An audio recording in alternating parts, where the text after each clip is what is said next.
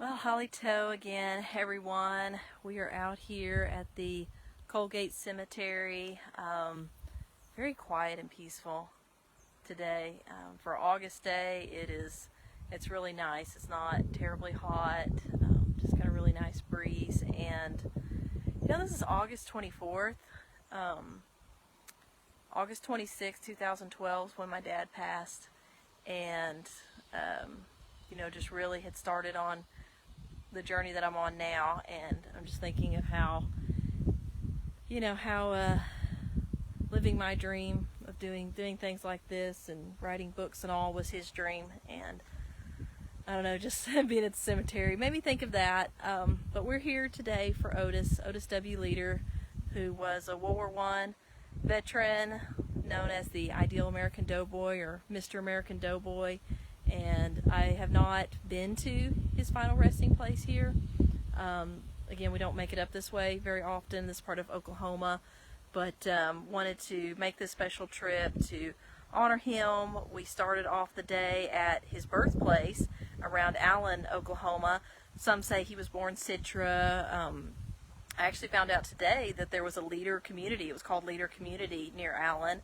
And I don't know if that was part of his family, and what the story is on that. I'll try to find out more. But we started there. We went through Citra, where there's not anything there now. The Citra Cemetery's there. But that's where he married his wife, or met his wife. That's where she was from, his first wife, Minnie Lee. And from there we went to Gertie, which his father was one of the ones who helped found Gertie in 1889. He had a cattle ranch there, the JL Ranch, James Leader. And so that's where Otis, probably spent most of his growing up years, was around Gertie. Then we went on, and again, I was going to do Facebook Live videos at these places, and I just didn't have enough signal to do that. But so we went from there on down to Colgate and grabbed some lunch, and then went down to Lehigh, which I just did a video on that, of where we think his hilltop home was. It could have been, a different spot, but based on, some of the information that we have, we're thinking it was there. And then we came back here to Colgate, and thankfully I think my mom called the city council or the Chamber of Commerce, and they have the plat for the cemetery, which is really good. Judy Allen, Choctaw Nation, gave us some direction, and it got us close, but we couldn't quite find it. As you can see, it's a large graveyard, so we came in the main entrance, and we should have come in this entrance per our directions, but we were able to find it. So if you're ever coming to visit Otis and pay respects here at his final resting place, if you do come in the main entrance, you'll come down, you'll see this tree here, and turn on E South. The cemetery is so large it even has road signs, so you'll come down, and it's so we're right here at the corner. And if you do come down this the first drive there, you'll turn, and again, this is so this is called First, and this is E South. And whenever you come, it's just right here, right off the road. And so here's the resting place for Mr. Otis W. Leader, our World War I hero. So on the headstone, which his wife, his second wife after his first wife passed, he remarried, and but she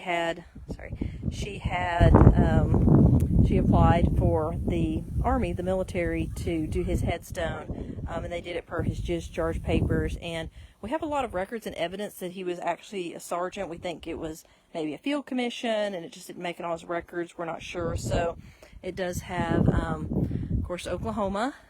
He spent his whole life, other than making a little trip to France and a little trip to Arizona when he had tuberculosis because of his lung condition. He spent his life in Oklahoma.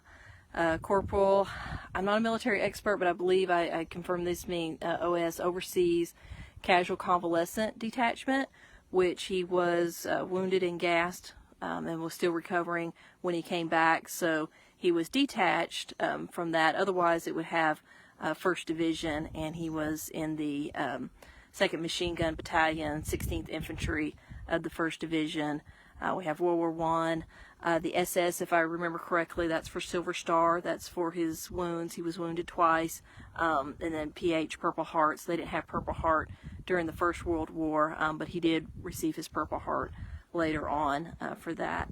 Born March 6, 1882, passed just not long after his 79th birthday on March 26, 1961. Yeah, 79th birthday. So, and then again, Lehigh is about 6 miles from here. That's where his home, that's where he was residing when he passed. But he did a great deal of activities here in Colgate, and this is where he is buried at his gravesite here. So again, very, very peaceful, quiet cemetery. I've wanted to do this for a long time. I didn't bring the flowers. They were already here. I didn't bring anything to leave at his grave, so I've decided I'm just going to leave with a prayer that, you know, I do his story well and honor the man and his service that he did.